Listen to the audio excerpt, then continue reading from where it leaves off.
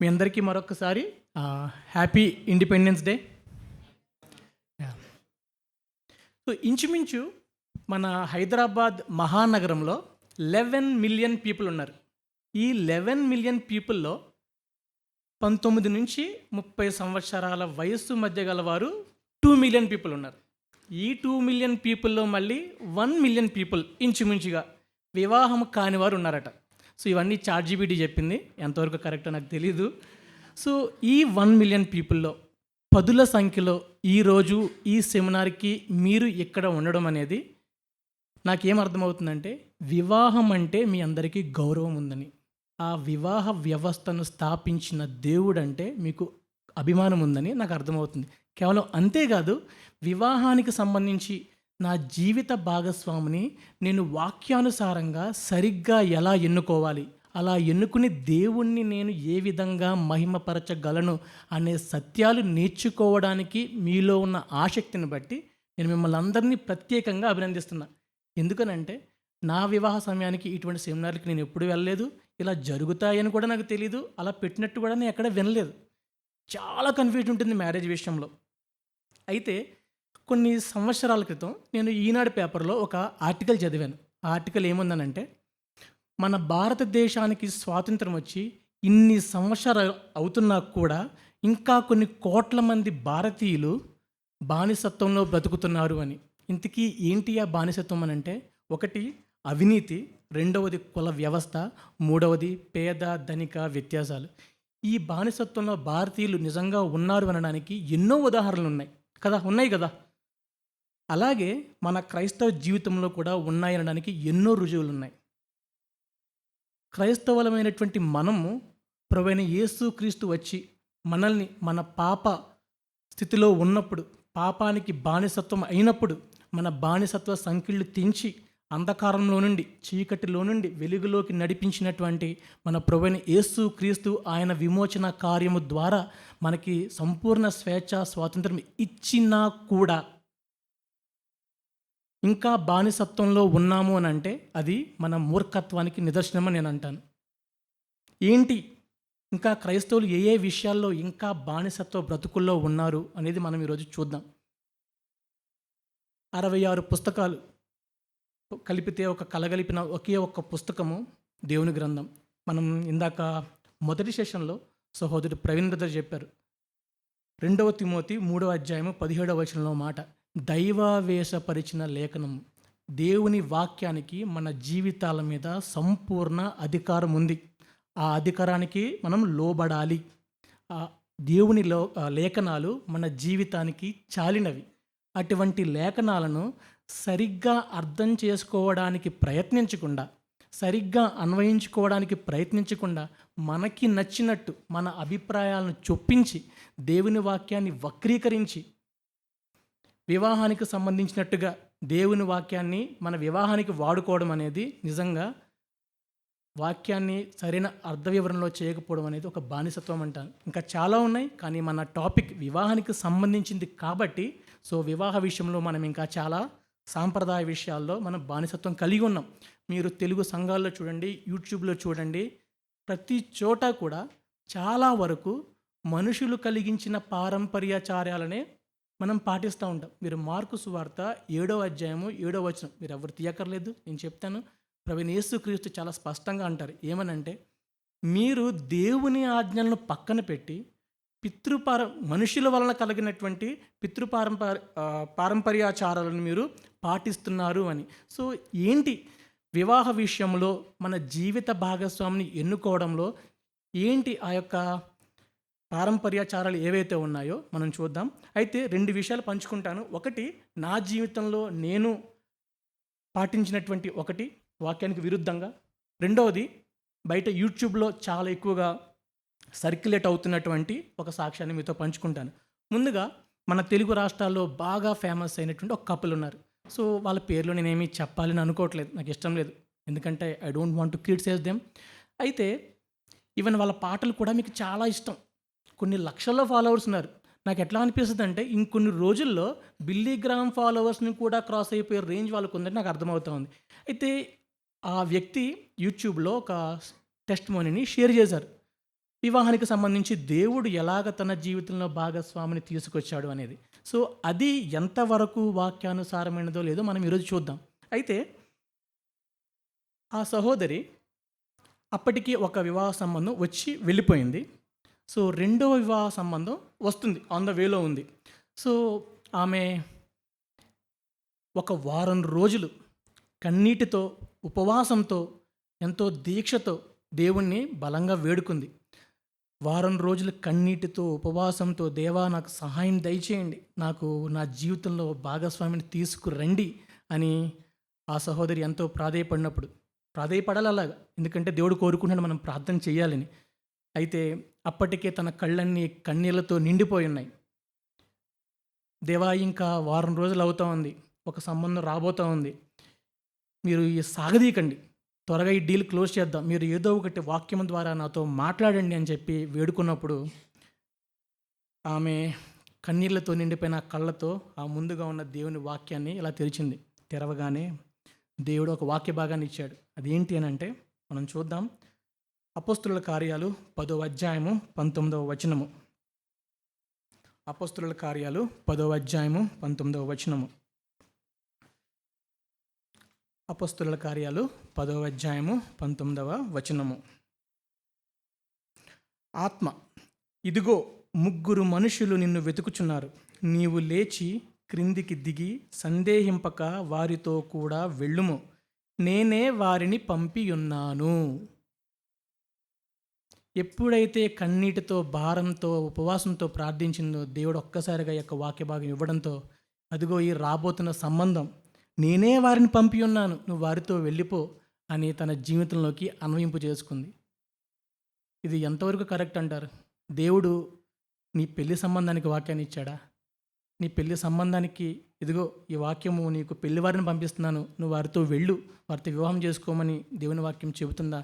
ఆలోచించండి, దయచేసి ఆలోచించండి. అసలు ఈ వాక్య భాగం ఏంటి? చాలామందికి తెలుసు కొర్నేలు గారి గురించి. మత్తయి సువార్త 16వ అధ్యాయంలో పేతురుతో ప్రభువైన యేసుక్రీస్తు ఇలా అంటారు, ఈ బండ మీద నా సంఘమును కడతాను అని. అదే అపోస్తుల కార్యాల్లో దేవుడు తన మహావిమోచన ప్రణాళికలో సువార్త ప్రకటించి మనుషులను రక్షించి సంఘాన్ని స్థాపించడానికి దేవుడు చేసిన ఏర్పాటులో కేవలం యూదులు మాత్రమే కాదు, తన వారందరినీ రక్షించుకోవాలన్న గొప్ప ప్రణాళికలో దేవుడు కొర్నేలిని రక్షించడానికి, ఆయన దగ్గరికి వెళ్ళడానికి, ఇటలీలో ఉన్నటువంటి కొర్నేలి దగ్గరికి వెళ్ళి సువార్త ప్రకటించడానికి పేతురు దగ్గరికి 3 వ్యక్తులు కొర్నేలి చేత పంపబడతారు ఆత్మ దర్శనము ద్వారా. అక్కడ చెప్పబడింది, ఇదిగో 3 మనుషులు నిన్ను వెతుకుచున్నారు, నీవు లేచి క్రిందకి దిగి సందేహింపక వారితో కూడా వెళ్ళము. ఇప్పుడు చెప్పండి, పేతురు పెళ్ళికి వెళ్ళాలా, సువార్త పరిచయం చేయడానికి వెళ్ళాలా?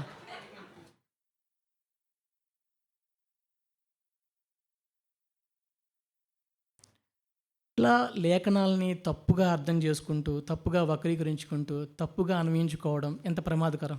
దేవుడు ఇష్టపడతాడా? ఇష్టపడడు కదా. బైబిల్ ఏమైనా స్వాతి మ్యాగజైనా నచ్చిన పేజీ తీసి సందేహాలకు సమాధానాలు తీసుకోవడానికి? నాకు స్కూల్ డేస్లో స్వాతి మ్యాగజైన్ ఎక్కువ చదివేవాడిని. చివరి పేపర్ తీసి అందులో ప్రశ్నలు తీసుకుని నేను రాసుకునేవాను అనమాట. బైబిల్ గ్రంథం స్వాతి మ్యాగజైన్ కాదు, మనం ఆడే పేకాట కాదు. పేకాటలో ఏం చేస్తాం తెలుసా? నచ్చిన గాటి తీస్తాం, ఇది నచ్చిందంటే ఉంచుకుంటాం, లేదంటే పక్కన పెట్టేస్తాం. బైబిల్ని అంత దారుణంగా మనం యూజ్ చేసుకోవడం అనేది మన బాధ్యత రాహిత్యం అని నేను అంటాను. దేవుని వాక్యానికి లోబడకుండా మనకు నచ్చినట్టు మన వివాహానికి, వ్యాపారం చేసుకోవడానికి మనం దేవుని వాక్యాన్ని వాడకూడదు. అయితే రెండవ సాక్ష్యం ఏంటంటే నా జీవితంలో జరిగింది. నేను ఒక సంఘంలో ఉన్నప్పుడు నేను కూడా సాంప్రదాయ పద్ధతిని బాగా పాటించేవాడిని. ఒకటి ఏంటి అని అంటే, దేవుడు మనతో దర్శనాల గుండా మాట్లాడతాడు, కళల ద్వారా మాట్లాడతాడు. దేవుడు ఇందాక చెప్పినట్టుగా వాక్య భాగాన్ని మనకిస్తాడు. సో బైబిల్ ముందేసుకుని ఇట్లా ఫ్యాన్ గాలి తిరిగినట్టు తిప్పేవాడిని అనమాట నేను. సో అయితే నాకు దర్శనాలు పెద్దగా వచ్చేవి కావు, కళలు పెద్దగా వచ్చేవి కాదు. సరే నాతో ఏదో సమస్య ఉందేమో, సరే దేవా ఇన్నర్ పీస్ మీద డిపెండ్ అవుతానని చెప్పి ఇన్నర్ పీస్ మీద డిపెండ్ అయ్యామని చాలామంది చెప్తూ ఉంటారు. మీరు మీ జీవిత భాగస్వామిని చూసినప్పుడు మీలో తెలియని ఒక ప్రశాంతత కలుగుతుంది అని. కలిగినప్పుడు ఆ భాగస్వామి మీదే అన్నట్టుగా మనం ఊహించుకుంటూ ఉంటాం. చాలామంది ఈ భ్రమలో ఉన్నారు. నేను కూడా నా కాలాన్ని అందులోనే వెళ్ళబుచ్చాను. సో, అయితే నేను నా సంఘంలో ఉన్నప్పుడు నేషనల్ కాన్ఫరెన్స్‌కి నేను వెళ్ళాను. ఒక్క టార్గెట్ ఏంటంటే, నేను దేవుని వాక్యం తెలుసుకోవాలి. దేవునిలో బలపడాలనేది టార్గెట్ 1. టార్గెట్ 2 నా ఇన్నర్ పీస్‌ని ఫైండ్ ఔట్ చేయాలి. అయితే నేను ఆ కాన్ఫరెన్స్‌కి వెళ్ళాను.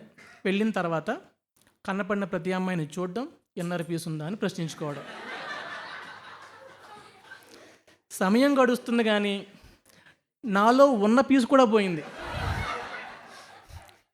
సో, అది పరిస్థితి. అయితే సరే దేవా నాతో మాట్లాడు. ఇంక సమయం తక్కువగా ఉంది. నాకు నా జీవిత భాగస్వామిని నాకు కలగజేయు, తీసుకురా అని నేను ప్రార్థించినప్పుడు హాల్‌లో కాన్ఫరెన్స్ జరగాలి. కాన్ఫరెన్స్‌కి ముందు వర్షిప్ అవుతుంది కదా! వర్షిప్‌కి ముందు కూడా choir ప్రాక్టీస్ జరుగుతూ ఉంటది. సో, ఎవరు లేరు. సో, నేను ప్రశాంతంగా అక్కడికి వెళ్లి కూర్చోడానికి వెళ్ళాను. ఆ హాల్‌లో కూర్చున్నాను. కూర్చున్న తర్వాత దేవా నాతో మాట్లాడు. ఇక్కడ కొంతమంది వర్షిప్ ప్రాక్టీస్ చేస్తున్నారు. నాకు అప్పటికి కేరళ అమ్మాయిని చేసుకోవాలని చాలా ఇష్టం ఉండేది. నిజంగా. యాహ్! సో, నాకు తెలిసింది ఏంటంటే ఒక అమ్మాయి కేరళ అమ్మాయి ఉంది. అయితే ఇప్పుడు నాకు దేవుడు ఏం ఇవ్వాలి? ఇన్నర్ పీస్ ఇవ్వాలి. ఇన్నర్ పీస్ కోసం ఏం చేయాలంటే ఆళ్ళు choir ప్రాక్టీస్ మొదలుపెడుతున్నారు. ఒక్కసారిగా ఆమె చేతులతో పియానో ఇలా అన్నది. ఒక్కసారిగా నా గుండెలో చాలా బాగా అనిపించింది. దేవా థ్యాంక్ యూ. నాకు ఒక మంచి భాగస్వామిని నువ్వు ఇచ్చావు అని నేను సంతోషపడ్డాను. కానీ ఆ సంతోషం 3 క్షణాలే అయింది.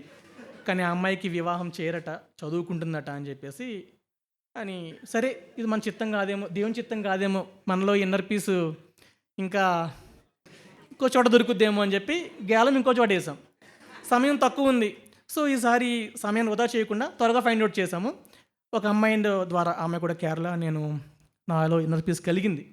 నేను అనుకున్నట్టుగా, దేవుని వాక్యానుసారం కాదైతే కాదు కానీ నేను అనుకున్నట్టుగా ఆ అమ్మాయిని నేను చూసినప్పుడు ఓకే చెప్పుకున్నాను. సో, నెక్స్ట్ నేను ఏం చేయాలి? ఆ అమ్మాయి పేరు, ఆ అమ్మాయి ఊరు, ఆ అమ్మాయి సంఘం నేను తెలుసుకోవాలి. ఆ డీటెయిల్స్ మా పాస్టర్ గారికి చెప్తే ఆయన ప్రేయర్ చేసి ఆయనకి కన్ఫర్మేషన్గా ప్రేయర్లు ఏమని అనిపిస్తే అప్పుడు ప్రొసీడ్ అవుతారు. యూజువల్గా అదే జరుగుతూ ఉంటుంది. సో, అలా జరుగుతున్నప్పుడు ఇంకా పాస్టర్ గారికి చెప్పలేదు. నేను చాలా సంతోషంగా ఉన్నా. ఇది ఏమైనా వర్కౌట్ అయ్యేలా ఉంది అని చెప్పేసి అనుకుంటే, తెలిసిన విషయం ఏంటంటే ఆ అమ్మాయికి ఎంగేజ్మెంట్ అయిపోయింది. ఇన్నర్ పీసు అనుకుంటే నా హృదయం పీసులు అయిపోయింది.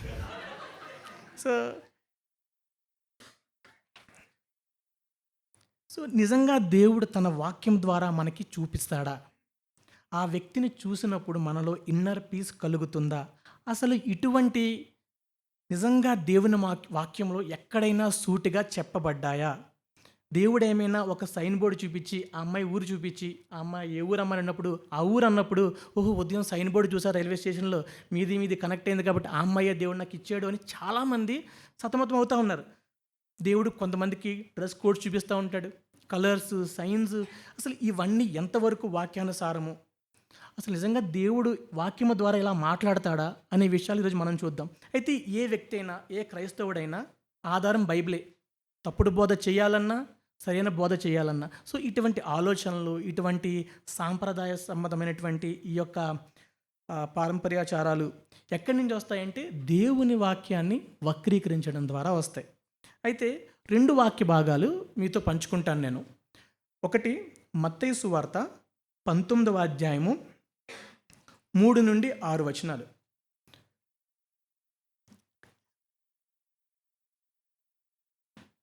సో, నేను మీకు సారాంశం చెప్తాను. పరిసయ్యులకి ఒక టార్గెట్ ఉంటుంది. అదేంటనంటే ప్రభువైన యేసుక్రీస్తుని ప్రశ్నించాలి. ఆయన చేత తప్పుడు సమాధానం పట్టుకోవాలి. ఆయన్ని దోషిగా ఎంచాలి. వాళ్ళ టార్గెట్ అదే. సో, ఆ సందర్భంలో ప్రభువైన యేసుక్రీస్తుని ఏమని అడుగుతారంటే, విడాకులు ఇవ్వడం న్యాయమా అని అడిగినప్పుడు ప్రభువైన యేసుక్రీస్తు వారు ఇచ్చిన సమాధానం ఏంటి అనంటే, సృజించిన వాడు ముందు నుండి స్త్రీగాను పురుషునిగాను సృజించాడు. వారిద్దరూ ఏక శరీరమై ఉంటారు.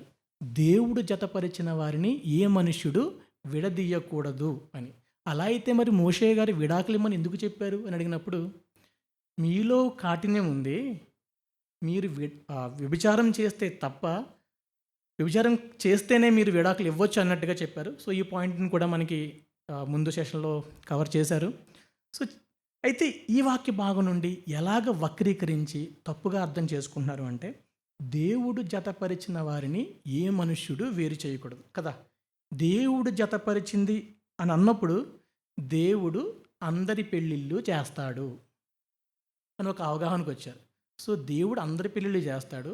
నాకు కూడా ఒక జతపక్షిని పెట్టే ఉంటాడు. ఇప్పుడు నా గోల్ ఏంటంటే, ఆ జతపక్షిని లేదంటే నా వెముకను నేను ఫైండ్ ఔట్ చేయాలి.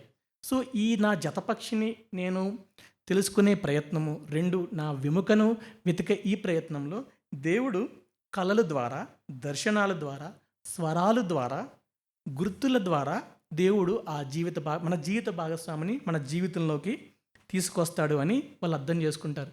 అయితే దేవుని లేఖనాల్లో మార్కు సువార్త 17-18 వచనాలు మనం చూసినప్పుడు మీరు ఎవరు తీయక్కర్లేదు. హేరోదియ వివాహాన్ని దేవుడు చేశాడా? 2 అతి దుర్మార్గమైన ఒక జంట ఉంది, ఆహాబు జెజబేలు. వీరి పెళ్ళిళ్ళు దేవుడు చేశాడా? చేయలేదు కదా. మరి అలాంటప్పుడు ఎట్లా మనం ఊహించుకుంటాం?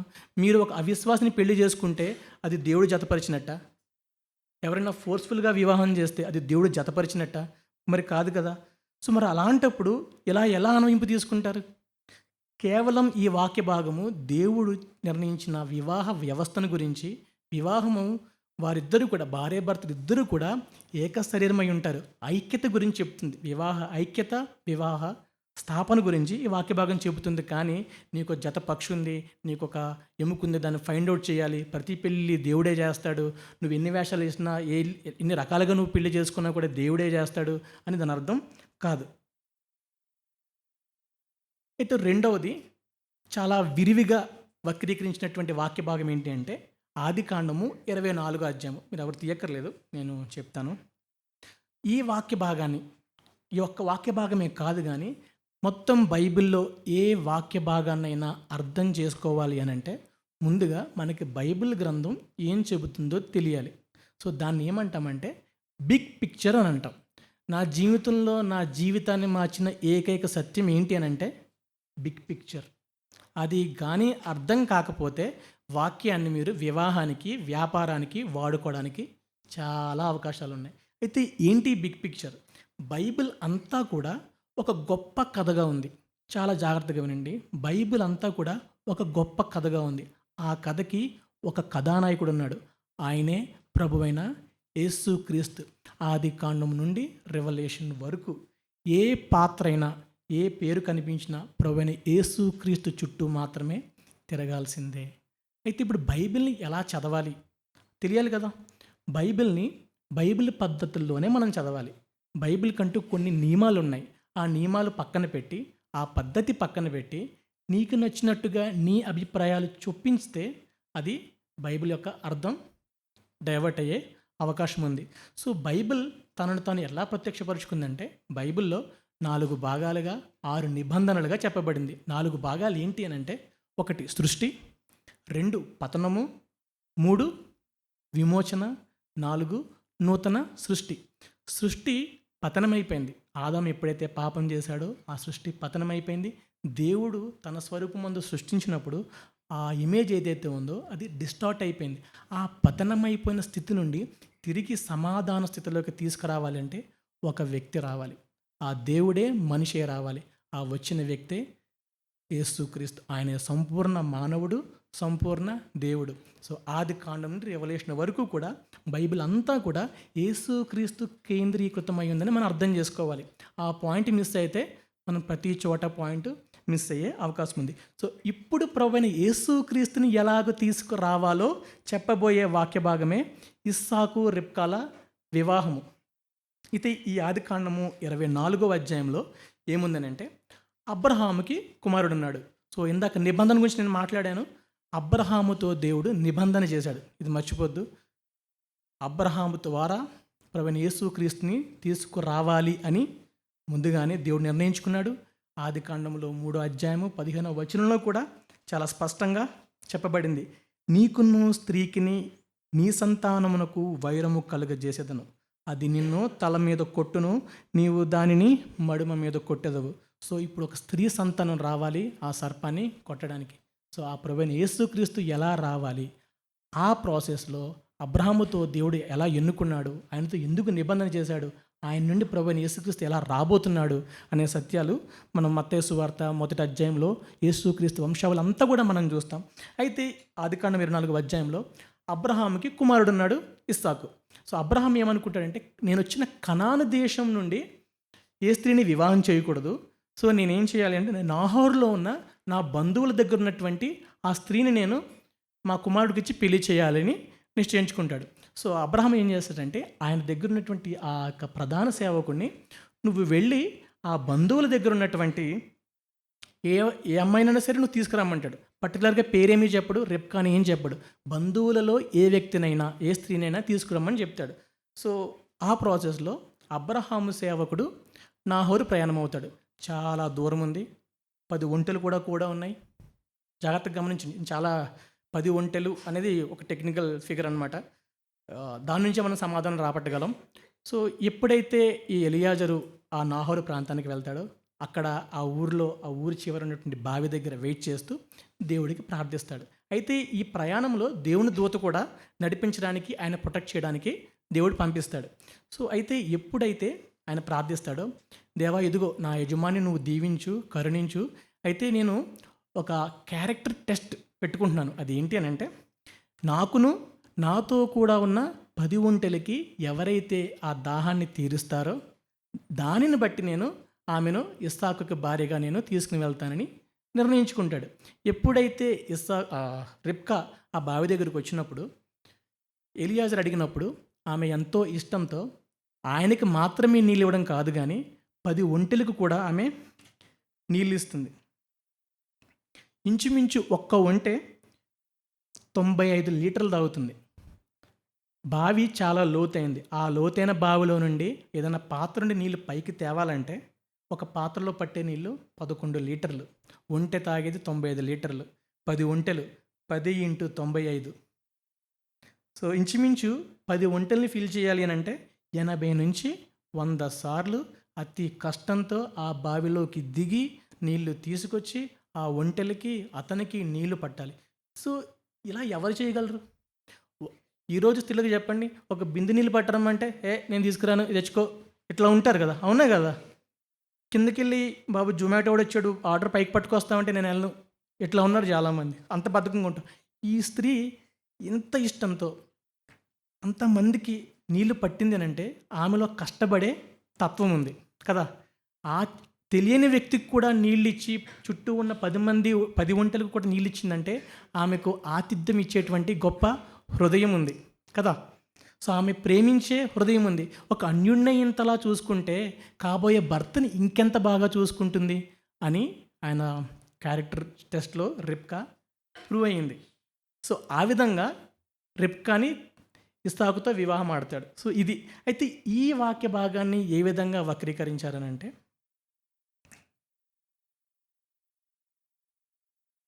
మనకి కూడా మన జీవితంలో భాగస్వామిని ఎంచుకోవాలి అని అంటే ఒక సైన్ ఉంటుంది. ఆ సైన్ ఏంటంటే ఒక దర్శనం కావచ్చు, ఒక కళ కావచ్చు, ఒక స్వరం కావచ్చు, లేదు అని అంటే ఇంకేదైనా కావచ్చు. కానీ ఇక్కడ మిస్టికల్ సైన్ గురించి ఏమైనా చూసామా? ఒక క్యారెక్టర్ సైన్ చూసామా? క్యారెక్టర్ సైన్ చూసాం. ఈరోజు మనం కూడా చూడవలసింది ఏంటి? క్యారెక్టర్ చూస్తాం. దేవా నాకు దర్శనం ఇవ్వు, ఇంకా అమ్మాయి ఎలా అయినా పర్లేదు, అమ్మాయి కలొస్తే నా అమ్మాయిని పెళ్లి చేసుకుంటానన్నది. సో అది వాక్యానుసారమైనది కాదు. అయితే చాలామంది ఏమంటారంటే ఇది క్రైస్తవులందరికీ కూడా మాదిరికరమైన వివాహంగా ఉందని అంటారు. క్రైస్తవులందరూ పాటించదగ్గ గొప్ప నియమం ఇందులో ఉందంటారు. బ్రదర్, ఇది ఏమన్నా A+B² = A² + B² + 2AB formula అన్న ప్రతి చోట మీరు వాడడానికి నాకు అర్థం కాదు. ఈ ఫార్ములా ఇది అందరికీ ఇచ్చింది కాదు, చరిత్రలో జరిగినటువంటి ఒక సంఘటన. అది అర్థం చేసుకోకుండా ఇది క్రైస్తవులందరికీ ఇచ్చారు, మీరందరూ పెళ్ళిళ్ళందరూ ఇలాగే చేసుకోవాలి అని అంటే ఎవరి పెళ్ళిళ్ళు కావు. ఎందుకనంటారా? పెళ్ళి భాగస్వామిని తీసుకురావడానికి ఆ సేవకుడికి ముందుగా దేవదూత కూడా వెళ్ళింది. చూసాం కదా. సో ఇప్పుడు మన పెళ్ళిళ్ళకి కూడా దేవదూత ముందుగా వెళ్తాడా? దేవదూత రాడు. దేవదూత రాకపోతే మనం కిందికి పెళ్లి చేసుకోవడం కదా. మనం పెళ్ళిళ్ళు అవుతాయా? ఎందుకంటే దేవదూత రాడు. సో ఎవరి పెళ్ళిళ్ళు కావు. మరి అలాంటప్పుడు ఈ ఫార్ములా ఫాలో అవ్వాలని చెప్పేసి ఎందుకు మనం క్రైస్తవుల్ని భ్రమ పెట్టిస్తున్నాం? అది తప్పు కదా. రెండవది,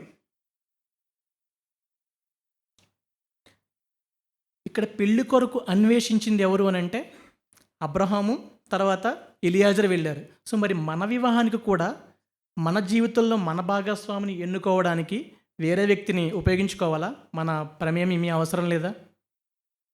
చెప్పండి. అట్లా ఎవరైనా పెళ్లి చేసుకుంటారా? మనకు నచ్చాలి కదా. సో మరి ఈ ఫార్ములా ఎంతవరకు ప్రజెంట్ కండిషన్లో అప్లై అవుతుంది? అప్లై అవ్వదు కదా. సరే, ఈ ఫార్ములా ఒక మంచి మాదిరికరమైన అంటే మరి యాకోబు పాటించాడా? దావీదు పాటించాడా? సొలొమోను పాటించాడా? వీళ్ళు ఎవరు పాటించలేదు కదా. మరి వాళ్ళు పాటించినప్పుడు మీరెందుకు అనుసరించడానికి ట్రై చేస్తున్నారు? ఇది ఆజ్ఞగా ఏమి ఇవ్వబడిందా? చరిత్రలో జరిగిన ఒక సంఘటన. మనిషి పతనమైపోయాడు. ఆ పతనమైపోయిన స్థితిలో ఉన్న వ్యక్తిని తిరిగి దేవునితో సమాధానపరచడానికి ఒక వ్యక్తి రావాలి. ఏ స్వరూపం నుండి అయితే మనిషి సృష్టించబడ్డాడో ఆ స్వరూపమే తిరిగి మనిషిగా రావాలి. ఆయనే ప్రభువైన యేసుక్రీస్తు. ఆయన రావడానికి వీళ్ళందరూ మనకు కనబడుతున్నారు. కానీ బైబిల్ని ఎట్లా చూశారంటే వివాహ పుస్తకంగా, ఈ వాక్యము వివాహానికి, ఈ వాక్యము వ్యాపారానికి అని చాలామంది తప్పుగా వక్రీకరించుకుంటున్నారు.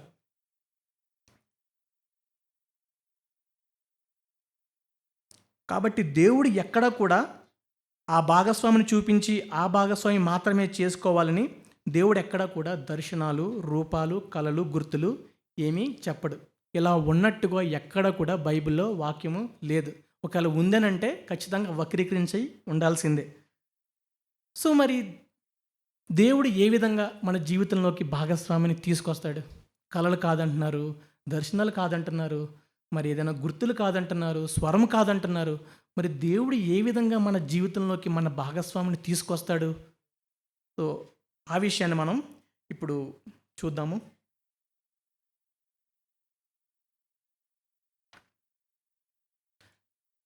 దేవుని వాక్యానుసారంగా మన జీవిత భాగస్వామిని ఏ విధంగా ఎన్నుకోవడానికి నేను 9 మార్క్స్ 9 గుర్తులుగా నేను రాసుకున్నాను. ఇవేవి మిస్టికల్ సైన్స్ కాదండి, దర్శనాలు కాదు, కళలు కాదు, కేవలం క్యారెక్టర్కి సంబంధించి నేను మాట్లాడబోతున్నాను. అయితే వివాహము దగ్గరికి వచ్చేటప్పటికి యవ్వనస్తులు చాలా కోరికలు ఉంటాయి. నాకు కూడా చాలా కోరికలు ఉండేవి. ఒకటి ఏంటి అని అంటే ఆ వ్యక్తి సరిగ్గా ప్రార్థించడు, రాబోయే భాగస్వామి మాత్రం గొప్ప ప్రార్థన పరులై ఉండాలి, కొండలు పెగిలించబడాలి. అటువంటి కోరిక ఉంటుంది. ఇంకొకటి, విశ్వాస జీవితం అరకొరగా ఉంటుంది, భాగస్వామి ప్రార్థిస్తే మాత్రం సంఖ్యలు తెగిపోవాలి. ఇంకొకటి, ఆదివారం సంఘానికి వచ్చామా వెళ్ళామని ఉంటారు, కానీ భాగస్వామి మాత్రం సంఘంలో గొప్ప పరిచర్య చేయాలని కోరుకుంటూ ఉంటారు. నాలుగవది, వారమంతా సినిమా పాటలు పాడుతూ ఉంటారు, ఆదివారం సంఘంతో కలిసి మంచి ఆరాధన పాటలు పాడుతూ ఉంటారు. కానీ భాగస్వామి మాత్రం ఆహా వారం అంతా ఆత్మ సంపూర్ణమైన పాటలు పాడాలని కోరుకుంటూ ఉంటారు. కోరికలు చాలా ఎక్కువ ఉంటాయి, మనిషికి కోరికలకి అంతం లేదు కదా. అయితే తల్లిదండ్రులకి కనీసం గౌరవం ఇవ్వరు, కానీ రాబోయే భాగస్వామి మాత్రం అత్తమామల్ని పొగిడేయాలి. ఖచ్చితంగా ఉంటుంది కదా. నువ్వు మా తల్లిదండ్రులను చాలా పొగడాలి, పొగిడితే సంతోషం ఎక్కడెక్కడి నుంచో తన్నుకొచ్చేస్తూ ఉంటుంది. చాలామంది కోరికలు ఉంటాయి. సో మరి ఇటువంటి కోరికలు, శరీరానుసారమైన కోరికలు ఎంతవరకు దేవుని దృష్టిలో న్యాయం? అయితే మనం కోరుకునే, నువ్వు కోరుకునే నీ భాగస్వామి ఎలా ఉండాలి అనే దానికి 9 సైన్స్ నేను చెప్పబోతున్నాను. ఒకటి, ముందుగా నువ్వు క్రైస్తవుడివై ఉండాలి, ఆమె కూడా క్రైస్తవురాలై ఉండాలి. అదేం బ్రదర్, నా భాగస్వామి క్రైస్తవుడై ఉంటే సరిపోద్ది కదా అని మీరు ప్రశ్నించవచ్చు కదా. చాలామంది యవనస్తులు ఎట్లా ఆలోచిస్తారంటే, ఒక అందమైన అమ్మాయిని ప్రేమిస్తారు, ఇంకా ఆ అమ్మాయి కోసం ప్రాణం పెట్టేంతగా ప్రేమిస్తారు. కాకపోతే ప్రాబ్లం ఏంటంటే ఆ అమ్మాయి అవిశ్వాసి. దేవా, నేను ఎలాగా సువార్త చేయలేకపోతున్నాను, ఈ అమ్మాయిని ప్రేమించి ఈ అమ్మాయిని క్రైస్తవురాలుగా మార్చేస్తా అని పెద్ద పెద్ద మాటలు మాట్లాడుతుంటారు. అటువంటి వ్యక్తులు క్రైస్తవుల్లో కోకొల్లలుగా ఉన్నారు. ఆ వ్యక్తి గురించి నేను ఒక్క మాట చెప్పాలనుకుంటున్నా. నేను అవిశ్వాసిని పెళ్లి చేసుకుంటాను, నేను ఆ వ్యక్తిని క్రైస్తవులుగా మార్చుకుంటాను నువ్వు అనుకుంటే నువ్వు త్రిత్వంలో 3వ వ్యక్తివా? నువ్వు కాదు కదా. నువ్వు ఎవరినైనా మారు మనసు తీసుకురాగలవా? మరి అలాంటప్పుడు ఇటువంటి మాటలు మాట్లాడడం తప్పు కదా. అయితే ఇంకొక సంఘటన నా జీవితంలో మొన్న జరిగింది. ఏంటి అని అంటే, నాకు ఒక సంబంధం తీసుకురమ్మని ఒక కుటుంబం అడిగింది. క్రైస్తవ కుటుంబం కావాలని చెప్పేసి అడిగారు. సో నేను ఒకటే ప్రశ్న అడిగా, ఆ అబ్బాయి రక్షణ పొందాడని మొట్టమొదటి ప్రశ్న అడిగా. రక్షణ పొందలేదు బ్రదర్ అన్నారు. సరే, సంఘానికి వెళ్తున్నాడా అని అడిగా. మా బాబు చాలా బిజీ అండి. సంఘానికి వెళ్ళడండి. రక్షణ సాక్ష్యం లేదు. సరే కనీసం సంఘానికన్నా ఎళ్లి మారే అవకాశం ఏమైనా ఉందంటే అది లేదు. మరి ఎలా వివాహం చేయమంటారు సార్ అనంటే, మా అబ్బాయి సండే స్కూల్‌కి చాలా రెగ్యులర్‌గా ఎళ్ళేవాడండి. అప్పుడెప్పుడో చిన్నప్పుడు సండే స్కూల్‌కెళ్తే, ఇప్పుడు నీకు ఒక క్రైస్తవురాలు గావాలి, ప్రార్థించే నీకు అమ్మాయి గావాలి, బాగా ప్రార్థించి లేదంటే మంచి విశ్వాసం ఉన్నటువంటి భాగస్వామి కోరుకోవాలి. అసలు ఎందుకు? ఒక అవిశ్వాసికి విశ్వాసం ఇచ్చి పెళ్లి చేయడం వల్ల ఏం నష్టం జరుగుతుందో తెలుస్తుంది కదా! ఆ జీవితాన్ని నాశనం చేసిన వాళ్ళం అవుతాము. సో, కోరికలు ఎట్లా ఉన్నాయంటే, నేను క్రైస్తవుడిని ఉండను, నేను మారుమనసు పొందను, నేను రక్షణ పొందుకోను, కానీ నాకు క్రైస్తవురాలు కావాలి. భక్తిపరులైన క్రైస్తవురాలు నా జీవితంలో కావాలి. ప్రార్థించే క్రైస్తవురాలు కావాలి, గొప్ప విశ్వాసం ఉన్న క్రైస్తవురాలు కావాలని కోరుకుంటారు. కానీ దేవుని వాక్యం ఏం చెప్తుంది? కొరింథీ పత్రిక 7:39 నేను ఎవరు తీయక్కర్లేదు. క్రీస్తు నందు మాత్రమే విశ్వాసం జరగాలి. ఈ మాట జాగ్రత్తగా గుర్తుపెట్టుకోండి. ఖచ్చితంగా మీరిద్దరూ కూడా భాగస్వాములు ఇద్దరూ కూడా విశ్వాసులై ఉండాలి. ఆ యొక్క వివాహము కూడా క్రీస్తునందు మాత్రమే జరగాలి. 2 కొరింథీ 6:14-15 నేను చదువుతాను. మీరు అవిశ్వాసులతో జోడుగా ఉండకుడి. నీతికి దుర్నీతితో ఏమి సాంగత్యము, వెలుగునకు చీకటితో ఏమి పొత్తు, క్రీస్తునకు బెలియాలతో ఏమి సంబంధము, అవిశ్వాసతో విశ్వాసకి పాలెక్కడిది. సో దయచేసి క్రైస్తవ వివాహం ఎప్పుడు కూడా ఇద్దరు క్రైస్తవుల మధ్యన మాత్రమే జరగాలి. అదే దేవుని చిత్తము. రెండవ మార్క్, క్రైస్తవుడైతే సరిపోదు, మంచి సాక్ష్యం ఉండాలి. ఈ మాట ఎందుకంటున్నానంటే, చాలామంది క్రైస్తవులు ఉంటారు, కేవలం క్రిస్మస్ క్రిస్టియన్స్, వీళ్ళు ఈస్టర్ క్రిస్టియన్స్. బ్రదర్ మీరు లాస్ట్ టైం చర్చ్కి ఎప్పుడు వెళ్ళారంటే, నేను 2024లో క్రిస్మస్కి వెళ్ళాను అంటారు. మరి గత వారం ఎక్కడికి వెళ్ళామంటే, గత వారం నేను సినిమాకి వెళ్ళాను అంటారు. సో ఆదివారం వారికి చాలా బిజీగా ఉంటారు, సంఘానికి వెళ్ళరు, ఆరాధనకి ఇంపార్టెన్స్ ఇవ్వరు, సంఘంతో కలిసి ఆరాధించడానికి ఏమాత్రము ఇష్టపడరు. వారి జీవితాల్లో సువార్త గురించి కనీస అవగాహన కూడా ఉండదు.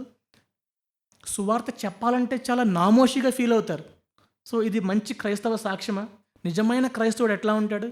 సంఘంతో కూడడానికి చాలా ఇష్టపడుతూ ఉంటాడు, కలిసి దేవుణ్ణి ఆరాధించడానికి ఎంతో ఆసక్తి కలిగి ఉంటాడు. అది నిజమైన క్రైస్తవ సాక్ష్యం. నామకార్థ క్రైస్తవుల్ని పెళ్లి చేసుకోవద్దు. నిజంగా క్రైస్తవ భాగస్వామ్య జీవితంలోకి వస్తే, ఆ మ్యాచ్ వస్తే, మీరు ఏ సంఘానికి వెళ్తున్నారు, మీ రక్షణ సాక్ష్యం ఏంటి, మీరు సువార్త పంచుకుంటున్నారా, సువార్త గురించి మీకు సరైన అవగాహన ఉందా అని ప్రశ్నించి, అప్పుడు ఈ వ్యక్తి నిజమైన క్రైస్తవ సాక్ష్యము, దేవుని కొరకు బ్రతుకుతున్నాడని నిర్ధారించుకోండి. 3వది, మారు మనసుకు తగిన ఫలం ఉండాలి. నిజంగా పాపాలు ఒప్పుకుని మారు మనసు పొందినటువంటి వ్యక్తి ఆత్మలో ఫలిస్తాడు. ఏ విధంగా అంటే, గలతీ పత్రిక 5వ అధ్యాయము, ప్రేమ, సంతోషము, సమాధానము, దీర్ఘశాంతము, దయాలత్వము, మంచితనము, విశ్వాసము, సాత్వికము, ఆశానిగ్రహము. నిజంగా మారు మనసు పొందినటువంటి ఏ క్రైస్తవుడైనా, ఇన్నాళ్ళు పాపాన్ని అసహించుకున్న ఈ క్రైస్తవుడు ఇక నుంచి పాపాన్ని అసహించుకుంటాడు. పాపాన్ని ప్రేమించినటువంటి ఈ వ్యక్తి మారు మనసు పొందిన తర్వాత ఆ పాపాన్ని అసహించుకుంటాడు. ఇన్నాళ్ళు బైబిల్ అంటే ఇష్టపడినటువంటి ఈ వ్యక్తి బైబిల్ని చదవడానికి ఇష్టపడతాడు. చదవడమే కాదు కానీ విధేయత చూపించడానికి ఇష్టపడతాడు. నేను ఒక్కడినే పరిశుద్ధతలో ఎదగలేను, దేవుని ఏర్పాటు సంఘమై ఉంది, నేను సంఘముతో కలిసి దేవునిలో ఎదుగుతాను అనేటువంటి లక్ష్యం కలిగి ఉంటాడు. ఖచ్చితంగా బైబిల్ స్టడీస్కి వెళ్తాడు, సంఘ ప్రార్థనని నిర్లక్ష్యం చేయడు, సంఘంలో కలిసి ఎదగడానికి, ఇతరులకు ప్రోత్సాహకరంగా ఉండడానికి ఇష్టపడతాడు. అది దేవుని యొక్క నిజమైన మారు మనసు కలిగితే అటువంటి ఫలం కలిగి ఉంటాడు. ఇంకొకటి ఏంటి అంటే, దేవుణ్ణి మహిమపరిచే లక్ష్యాన్ని కలిగి ఉండాలి. 4వ పాయింట్.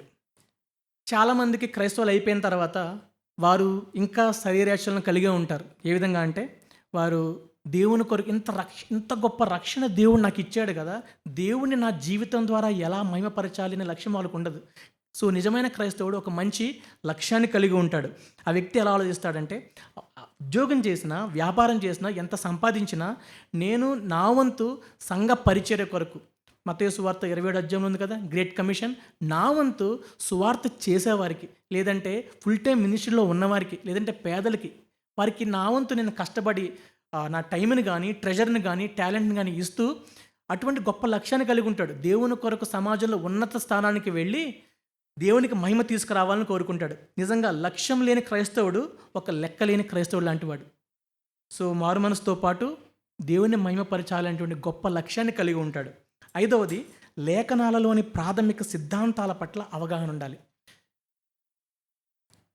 నా జీవితంలో మా నాన్నగారికి నాకు పడదు. ఎందుకనంటే త్రిత్వం విషయమై. త్రిత్వము మా నాన్నగారు నమ్మరు, నేను నమ్ముతాను. నా దృష్టిలో ఆయన అవిశ్వాసని నేను నమ్ముతాను. ఎందుకంటే బైబిల్లో చాలా స్పష్టంగా చెప్పబడింది. ఒకటి త్రిత్వము, రెండోది యేసుక్రీస్తు సంపూర్ణ మానవుడు, సంపూర్ణ దేవుడు. అదేవిధంగా రక్షణ కేవలం విశ్వాసము ద్వారా కృపచేత మాత్రమే. రక్షణ సిద్ధాంతము కానీ త్రిత్వము గురించి కానీ ప్రభువైన యేసుక్రీస్తు యొక్క ఆయన హైపోస్టాటిక్ యూనియన్ గురించి ప్రాథమిక సిద్ధాంతాల గురించి అవగాహన ఖచ్చితంగా ఉంటుంది. ప్రాథమిక సిద్ధాంతాల మీద అవగాహన లేకపోతే, అసలు ఫౌండేషన్ వీక్గా ఉంటే ఇల్లు ఎలా కట్టగలం మనం?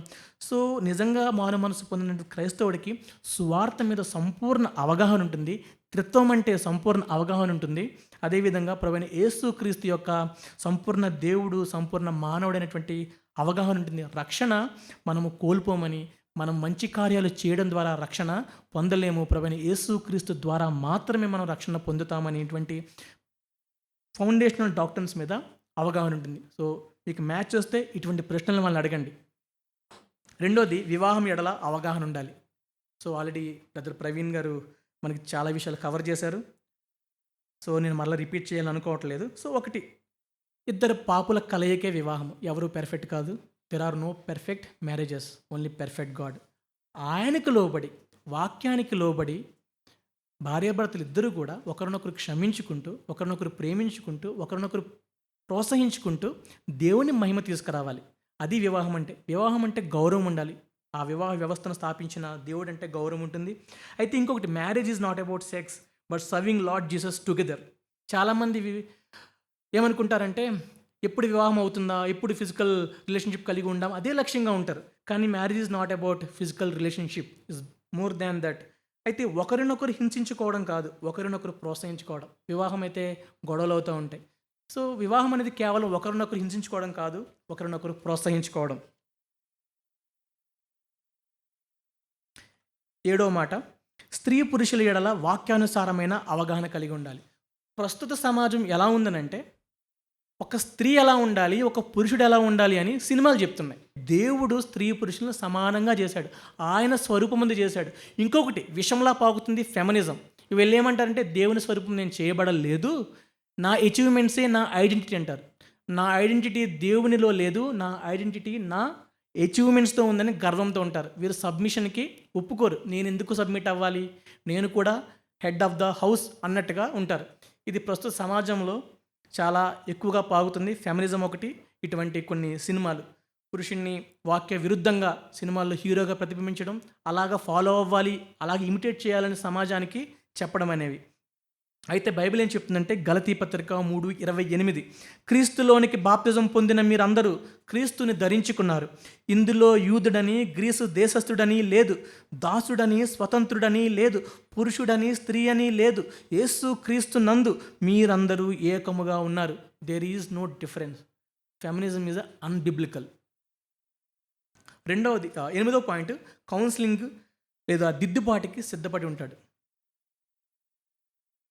సామెతల గ్రంథము 9:9, జ్ఞానము గలవానికి ఉపదేశము చేయగా వాడు మరింత జ్ఞానము నొందును, నీతి గలవానికి బోధ చేయగా వాడు జ్ఞానాభివృద్ధి నొందును. 31-32 15వ అధ్యాయము. 15 ప్రొవర్బ్స్ 31-32, జీవార్థమైన ఉపదేశమును అంగీకరించువానికి జ్ఞానుల సహవాసము లభించును, శిక్ష నొందనొల్లని వాడు తన ప్రాణమును తృణీకరించును, గద్దింపును వినువాడు వివేకయోగును. నాకన్నీ తెలుసు, నువ్వు నాకేం చెప్పక్కర్లేదు, నువ్వెవడే నాకు చెప్పడానికి, మాకు తెలియదా బైబిల్ అని చాలామంది యవనస్తులు ఉంటారు. నేను నా వివాహానికి ముందు ఇట్లానే ఉండాను, బాబు బైబిల్ మాకు తెలుసు, నువ్వు మాకు చెప్పక్కర్లే. ఇటువంటి యాటిట్యూడ్ యవనస్తుల్లో చాలా ఎక్కువ ఉంటుంది. నిజంగా మారు మనసు పొందినటువంటి వ్యక్తి దిద్దుబాటుని అంగీకరిస్తాడు, ఇష్టపడతాడు. ఎందుకంటే నువ్వు జ్ఞానివి అని అనుకోద్దని బైబిల్ చెప్తుంది. మరి ఇంకేంటి, నువ్వు అజ్ఞానివని ముందు అంగీకరించు. నీకు వివాహం గురించి అవగాహన లేదు, నీకు స్త్రీ పురుషుల గురించి కూడా అవగాహన లేదు. ముందు సంఘంలో ఉన్న దేవుడు ఏర్పరిచినటువంటి పెద్దల నుండి నువ్వు నేర్చుకోవడానికి ప్రయత్నించి, వాళ్ళు సరిదిద్దితే ఆ దిద్దుబాటును ఇష్టపడు, అది మన మంచికే. సో దిద్దుబాటును అంగీకరించే లక్షణాన్ని కలిగి ఉంటాడు. చివరిగా 9వ పాయింట్, అందము, డబ్బు, లోకానుసారమైన గౌరవానికి దూరంగా ఉండాలి. రిచర్డ్ బాక్స్టర్ అనేటువంటి ఒక గొప్ప దైవసేవకుడు ఏమని అంటాడంటే, జీవిత భాగస్వామిలో అతని హృదయములో ఉన్న క్రైస్తవ్యము కంటే బాహ్య స్వరూపమైన అందం ఎక్కువ ఉంటే అదొక డ్రై ఫ్రూట్ లడ్డూలో ఎండ్రిని కలిపినట్టుగా చెప్తాడు ఆయన. అంటే తన హృదయంలో ఉన్న క్రైస్తవ్యం బాహ్యంగా ఉన్న అందానికన్నా ఎక్కువ ఉండాలి. కేవలం అందాన్ని మాత్రమే ఫోకస్ చేసేవారు ఎటువంటి వారంటే, అందం వెనకాల పరిగెత్తేవాడు లేడికి బదులు బురదలో దొల్లుతున్న పందిని లక్ష్యం కలిగిన వాడు. సో కేవలం అందాన్ని ఫోకస్ చేయడం అంటే లేడికి బదులు బురదలో దొల్లే పందిని మనం వెంటాడినట్టు. సో అలా ఉండకండి. అందం వెనకాల ఏదైనా మనల్ని ఉచ్చులోకి లాగే ఉండొచ్చు. సో ప్రప్రథమంగా చూడవలసింది ఆమె హృదయంలో ఉన్న క్రీస్తుకి ఇచ్చేటువంటి విలువ, ఏ విధంగా లోబడుతున్నారు అన్నది మనం చూడాలి.